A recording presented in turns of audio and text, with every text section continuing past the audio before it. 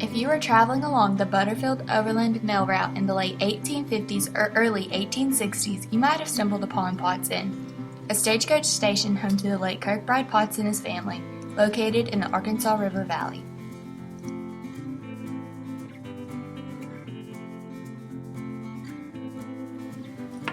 Originally built in 1850, the 2.5-story house was modeled after the great houses back in his home state of Pennsylvania. There were 14 buildings on the property, providing barns for stagecoach horses and the Potts animals, a chicken house, tack rooms for stage and family leather goods, carriage houses for Potts wagons and buggies, house or barn for overnight stagecoaches, a smokehouse, a well house, 2 servant houses, a 6-hole privy, and the main house, although the only remaining auxiliary buildings are the well house and the smokehouse.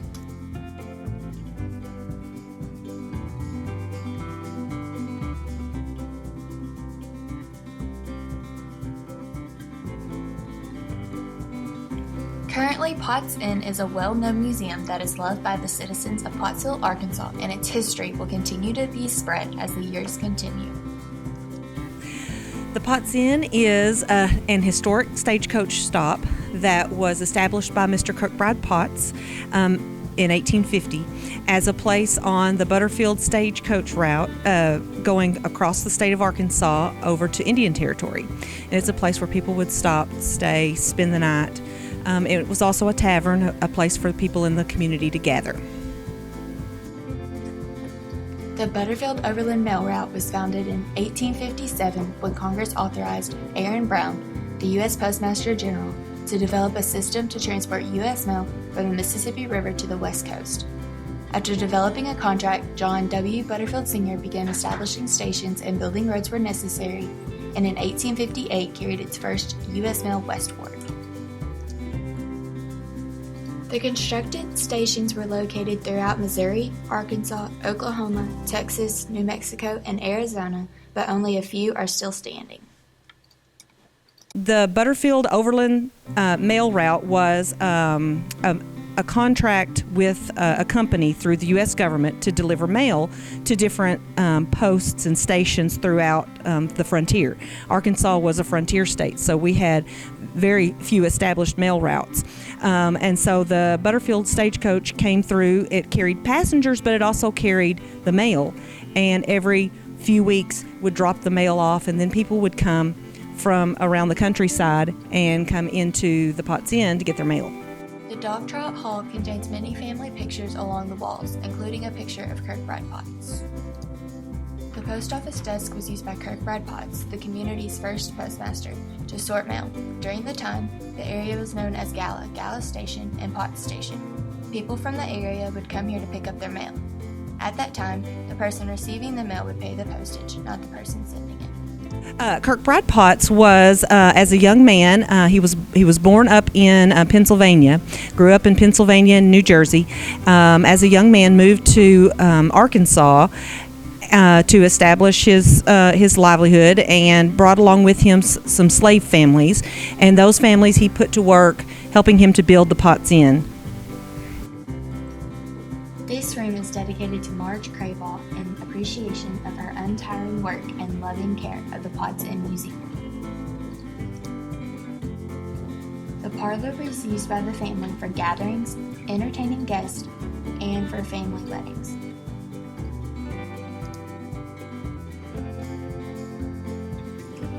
This room was used by the men to discuss politics, the weather, the price of cotton, and other important topics of the time.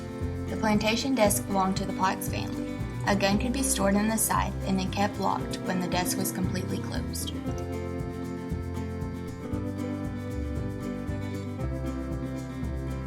Bride Potts and his wife, Pamela Logan Potts, had 11 children.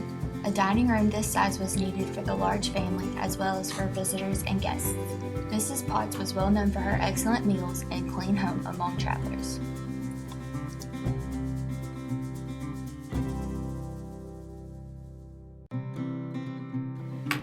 Pamela Potts owned a platter made of fine china in the Lynn pattern. The china on the table was purchased later by the museum in the same original pattern. Kirkbride and Pamela's daughters painted the pictures on the walls. The cherry corner cupboard and walnut corner cupboard were built circa 1865 to 1870.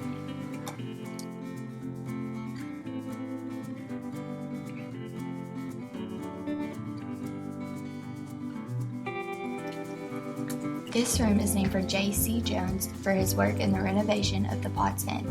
This room would be what is now called the master bedroom and was used by Kirkbride and Pamela Potts.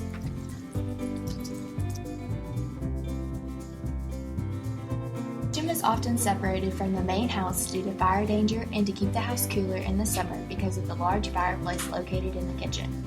The buffet with mirror was donated. The pine cupboard was made by the family's slaves.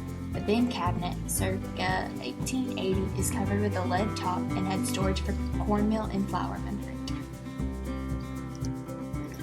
2 chairs and the cast iron cooker belong to the Potts Inn. The table holds a toaster, coffee grinder, and metal toaster. There are square and round butter presses in the center of the table. The bucket and gourd dipper were used for drinking water. 3 walnut bachelor's chests with a bowl, pitcher, and towels are present, where people would freshen up instead of taking daily baths.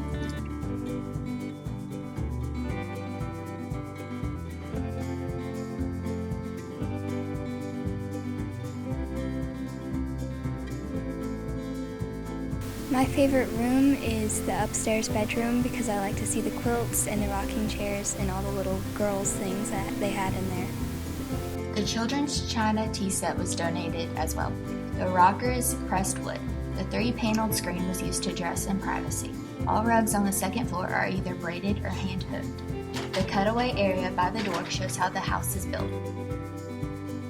A lot of the stuff in Potts Inn is genuine, like it's actually from the house, and if it's not, members of the community try to find antique things that they would have had, like the baby carriage, like the thing that the children would sleep in.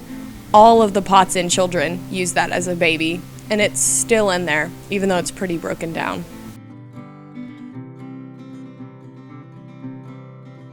The buggy was large enough to hold 2 small children at a time.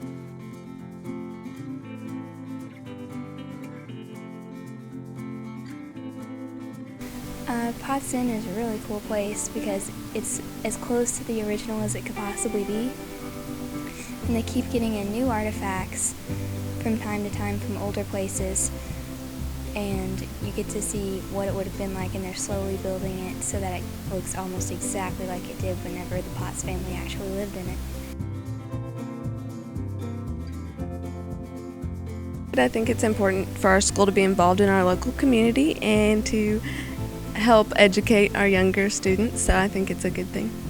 Well, last year we did some QR codes for them, and they got to put those up so you could learn more about the different artifacts there by scanning them with your phone. And I remember going down there with Miss Taylor several times for Galagos night and just for tours for the kids.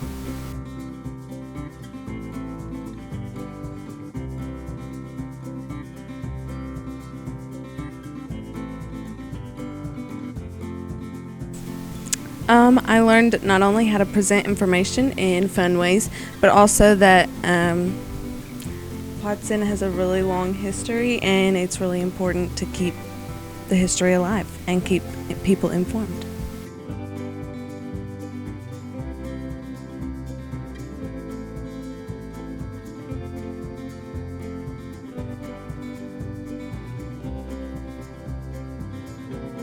There are lots of memorable stories about the property. One that sticks out the most is that during the Indian Removal Act, during the 1830s and all the way through the 1850s, Native Americans were being moved across Arkansas into the Indian Territory. They were coming from Georgia and Tennessee from the east. Mr. Potts was the Indian agent at that time, so he was responsible for making sure that they moved, but also making sure that they moved safely and comfortably. He allowed them to camp on his property. They left some gold in his safekeeping, and the legend says that the gold is still buried underneath the porch of the Potts Inn. I think the story behind the well is definitely the most disgusting and probably hilarious. The Potts Inn children decided they were going to see if the cat could swim in the well. So they threw it in there, but it drowned, and they couldn't get it out. So they went on drinking well water for a while. But Mr. Potts, he started to suspect stuff because their water tasted really bad. And he went and looked, and there was a dead cat in their well, and he was really mad at the kids because they had been drinking dead cat water. I remember when we were there, they told us about the bath situation and how the people that paid the most money and were the richest guests got to take their baths first, so the bath water was clean, and then the poorer people that couldn't pay as much and the young kids were last. So that's why they say don't throw the baby out with the bath water, because the babies got bathed last. It's very cool, yeah. Another cool story is the story about a Native American chief who wanted to marry Mrs. Potts. Well, Mr. Potts obviously had already married her, and they had 11 children together, and he did not want to let her go, so he told the chief, no, you may not have her.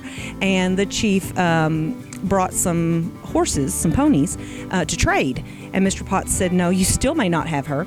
So the Native American chief took his tomahawk and he hurled it at Mr. Potts, and it stuck into the door frame of the Potts Inn.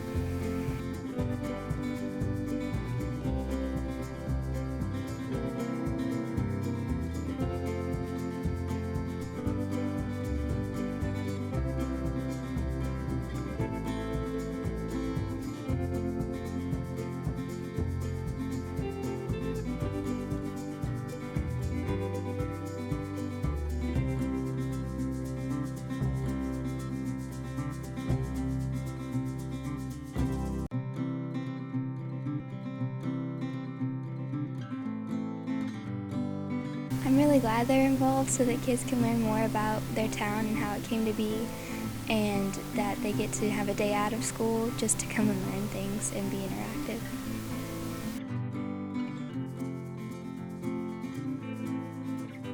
I actually got to learn more about Pottsville's heritage because in 3rd grade I didn't really remember, but I really liked going down there and getting to see how it would have been and acting like I actually was back in the 1800s. It was really fun. The museum represents a time gone by, a much simpler, though not easier, time in our history.